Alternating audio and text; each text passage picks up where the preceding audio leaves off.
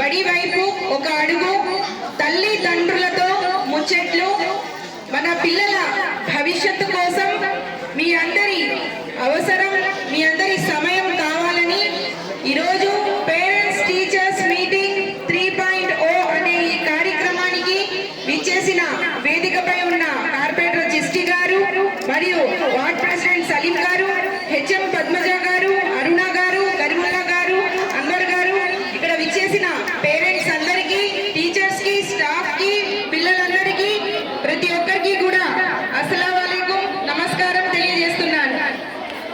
ఈరోజు ఆంధ్రప్రదేశ్ చరిత్రలో ఇది ఒక గొప్ప అద్భుతమైన ఘట్టం.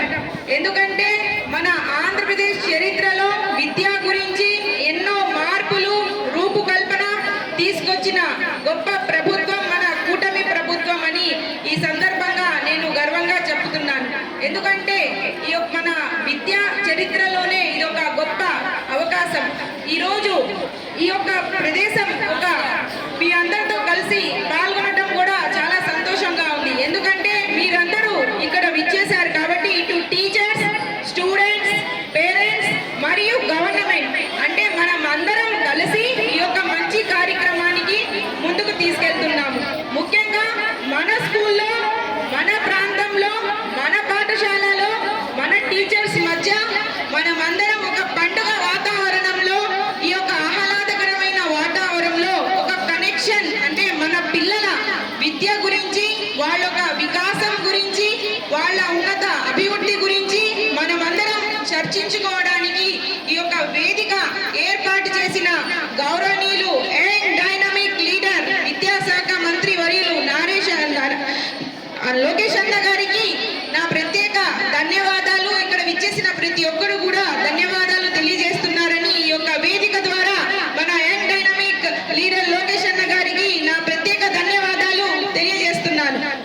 ముఖ్యంగా ఈరోజు మీరందరూ చూడొచ్చు, మన గవర్నమెంట్ ఇంత మంచి కార్యక్రమం తీసుకొచ్చింది.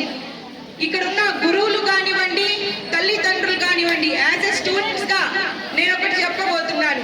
గురు బ్రహ్మ, గురు విష్ణు, గురుదేవో మహేశ్వర, గురు సాక్షాత్ పరబ్రహ్మ, తస్మై శ్రీ గురవే నమః.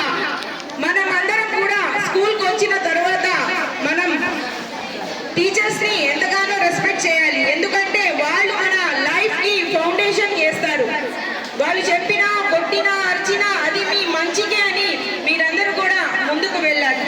మరి ముఖ్యంగా మాతృదేవోభవ, అమ్మ అమ్మ అంటే 9 మాసాలు కని పెంచి మోసి మీ అందరి కోసం పొద్దున్నుంచి సాయంత్రం వరకు మీకు ఏమేం కావాలో బుడి బుడి అడుగులతో మీకు బడికి పంపించి మీరు మంచిగా ఉండాలి, మీకోసం ఎంతో కృషి చేసిన మీ అమ్మగారిని కూడా పిల్లలు గౌరవించాలి.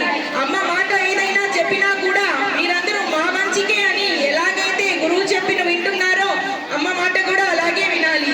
పితృదేవోభవ అంటే మా నాన్నగారు గట్టిగా అరిచినా ముందు ప్రేమ చూపించరు, కానీ ఆయన మనసులో మా పిల్లలు బాగుండాలి, వాళ్ళు సెటిల్ అవ్వాలి, పొద్దునెళ్ళి సాయంత్రం వరకు మీ అందరి కోసం కృషి చేసి మీకు సెటిల్ చేయడానికి అమ్మ, నాన్న, గురువు అనేది మీ అందరి లైఫ్ లో ఒక ఇంపార్టెంట్ రోల్.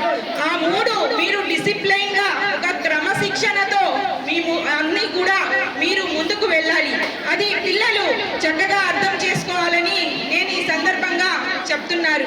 ముఖ్యంగా కూటమి ప్రభుత్వం అంటే మన ఆంధ్రప్రదేశ్ మోడల్ ఆఫ్ ఎడ్యుకేషన్ గా మార్చిదిద్దేందుకు మీ అందరికీ ప్రైవేట్ పాఠశాలకు దీటుగా ప్రభుత్వ పాఠశాలలు కూడా తీసుకొస్తున్నారు. మీకు కావాల్సినవి అంటే ఆనాడు గత ప్రభుత్వంలో అంటే పిల్లకి ఒకవాడికే ఇచ్చడం జరిగింది, కానీ మన కూటమి ప్రభుత్వంలో తల్లికి వందనం. ప్రతి ఒక్కరు కూడా పిల్లలు చదువుకోవాలి, డ్రాప్ అవుట్స్ అవ్వకూడదు, పిల్లలు ఇంట్లో ఉండకూడదని ఎంతమంది పిల్లలు ఉంటే అంతమంది పిల్లలకి తల్లికి వందనం వేస్తున్నారు. ఇక్కడ ఉన్న పేరెంట్స్ అందరూ కూడా మీకు పడుతున్నాయమ్మా. కాబట్టి పిల్లలు ఎంతమంది ఉంటే అంతమందికి మీరు చదివించాలి. ముఖ్యంగా ఎడ్యుకేషన్ అనేది ఎంత ఇంపార్టెంటో ఈ యొక్క ప్రభుత్వంలో పూర్తిగా చెప్తున్నారు. అలాగే మధ్యాహ్న భోజనం ఎలాంటి రాజకీయాలకి తావు లేకుండా మహనీయులు పేరు పెట్టి డొక్కా సీతమ్మ పథకం అని మన పిల్లలకి పౌష్టిక ఆహారాన్ని మధ్యాహ్న భోజనం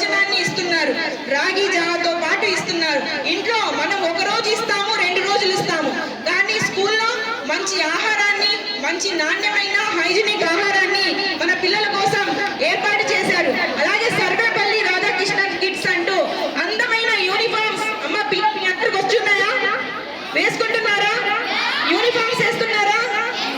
షూస్, బెల్ట్స్, బుక్స్ అన్ని ఒక క్వాలిటీతో మీకు అన్ని అందించారా? సో అలాంటి మంచి మంచి క్వాలిటీతో ఒక డ్రెస్ ని కూడా ఏర్పాటు చేశారు. మరి ముఖ్యంగా పిల్లలు బాగుండాలి అంటే ఎక్కువ భారం ఉండకూడదు ఒక బుక్స్ ని అని చిన్న చిన్న టెస్ట్ మోడల్ సర్కులర్ కూడా ఏర్పాటు చేయడం జరిగింది. మరి ముఖ్యంగా నో బ్యాక్ డే అని ప్రవేశపెట్టారు. నో బ్యాక్ డే అని ఎందుకు ప్రవేశపెట్టారు?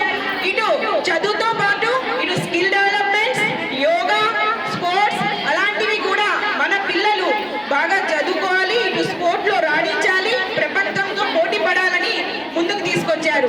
అదేవిధంగా 10వ తరగతి చదివే పిల్లలు మంచి మంచి అవకాశాలు రావాలని ఇటు కోర్సింగ్స్ ఇస్తున్నారు. మేడం గారు చెప్పినట్టు 100 days స్కీమ్స్ కానివ్వండి, ప్రతి ఒక్కటి కూడా 10th క్లాస్ పిల్లలు మీరు చక్కగా చదువుకోవాలని మీకు ఒక మోటివేషన్ గా, ఒక ఇన్స్పిరేషన్ గా 10th అయిన తర్వాత షైనింగ్ అవార్డ్స్ అని ప్రవేశపెట్టి ఆర్థిక సహాయం కూడా అందించిన ఘనత కేవలం ఒక కూటమి ప్రభుత్వందే అని మీరందరూ గుర్తించాలి.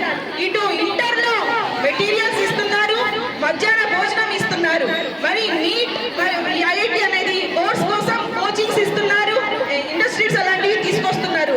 అలాంటి ఘనత ఇది కేవలం కూటమి ప్రభుత్వం అని మీరు గుర్తించాలి. ఇక్కడ ఉన్న పేరెంట్స్ అందరూ కూడా విద్యలో అనేకమైన రూపకల్పన చేస్తున్నారు. మీరందరూ దానికి యోగం చేసుకోవాలి, మీరందరూ దాన్ని గుర్తించాలి. మన పిల్లలు చదువుకోవాలి. ఇంత మంచి ప్రభుత్వంలో ఇవన్నీ ఇస్తున్నారని మీరందరూ గ్రహించాలి.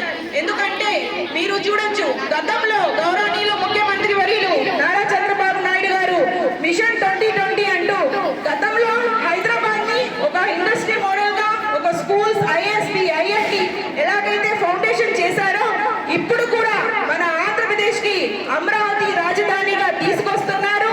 అమరావతి 2.0 దేనికోసం?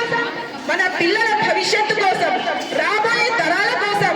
దాంట్లో మన ఎడ్యుకేషన్, కాలేజ్, ఇండస్ట్రీస్, పెద్ద పెద్ద కంపెనీలతో పెట్టుబడులు ఇవన్నీ తీసుకొస్తున్నారు. ఇక్కడ ఉన్న పేరెంట్స్ అందరూ కూడా మీరు గ్రహించాలి, గుర్తించాలి. ఒకే ప్రభుత్వం కొనసాగితే మన పిల్లల భవిష్యత్తుకి మేమందరం నాంది పలకొచ్చు. ప్రతి ఇంట్లో ఒక డాక్టర్, ఇంజనీర్, లాయర్ ఉండాలని పెద్ద పెద్ద చదువులు చదువుకొని ఎక్కడో ప్రపంచ దేశానికి వెళ్ళి చదువుకుంటుని అమెరికా అయినా మన పిల్లలు రాణిస్తున్నారు. మన పిల్లలు మన రాష్ట్రంలోనే చదువుకోవాలి, మన ఊర్లోనే రాణించాలని ఒక గొప్ప సంకల్ప బలంతో మన సీఎం గారు కూడా ఇవన్నీ కూడా తీసుకురావడం జరుగుతుంది. ముఖ్యంగా మన పిల్లలు కూడా బాగా చదువుకోవాలి. మన పిల్లలు ఒకటి అర్థం చేసుకోవాలి, పేదరిక నిర్మూలన దేని వల్ల వస్తుంది? అది ఒక చదువు వల్లే వస్తుంది. ఎలాగైతే మనం education is very important in our role అని మీరందరూ కసితో, పట్టుదలతో మన గోల్ ని, మన టార్గెట్ ని రీచ్ అవ్వాలి. ముఖ్యంగా చాలా మంది పిల్లలు ఫోన్ ఎడిట్ అవుతున్నారు. ఫోన్ ని ఎడిట్ అయితే నో గోల్స్, నో టార్గెట్స్, ఏమీ ఉండవు. కాబట్టి ఫోన్ ని సైడ్ లో పెట్టాలి, మన ఫోకస్ మొత్తం కాన్సంట్రేషన్ చేయాలి.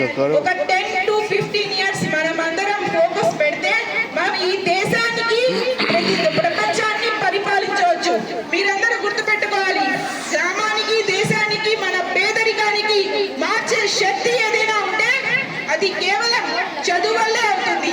మరి ముఖ్యంగా చాలా మంది పిల్లలు వేరే దానికి ఎడిక్ట్స్ అవుతున్నారు. అంటే చాలా మంది డ్రగ్స్ ని కూడా ఇవన్నీ పాలిస్తున్నారు. ఇవి డ్రగ్స్ కూడా వద్దు అని ఒక కాన్సెప్ట్ తో డ్రగ్స్ వద్దు బ్రో అనే కాన్సెప్ట్ కూటమి ప్రభుత్వం తీసుకొచ్చారు. అంటే డ్రగ్స్ వద్దు bro, education is very important. మన పిల్లలకి మనమే అడుగుజాడలతో ఉంటూ వాళ్ళకి మంచి క్రమశిక్షణ కలుపుతూ ఇక్కడ ఇచ్చిన ప్రభుత్వం ఎలాంటైతే సంక్షేమ పథకాలు ఉన్నాయో